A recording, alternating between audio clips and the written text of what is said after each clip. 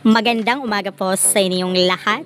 Narito po ang bagong balita kay Miss Universe Philippines 2023, Michelle Marquez Di, na kung saan ay kabog na kabog at palaban ang kaniyang swimsuit photoshoot. Narito ating panoorin.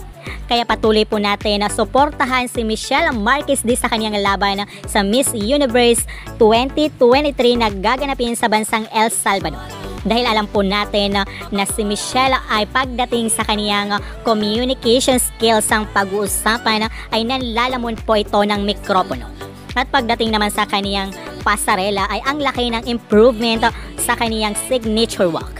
Kaya patuloy po natin na suportahan dahil kayang-kayang makipagsabayan o makipagbaydagulan ni Michelle Marquez Di sa Miss Universe 2023 kahit kanino man mapalatinas man yan.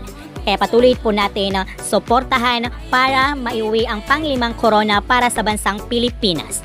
At patuloy din po tayong nakatutok sa channel na ito para sa iba pang impormasyon. Maraming salamat po.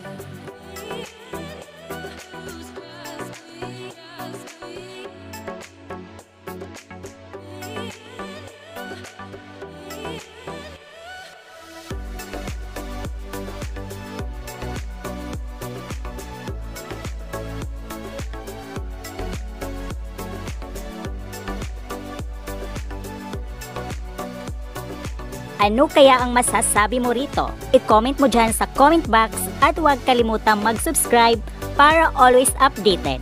Ako po ang inyong lingkod, Akiko Umali. Maraming salamat po.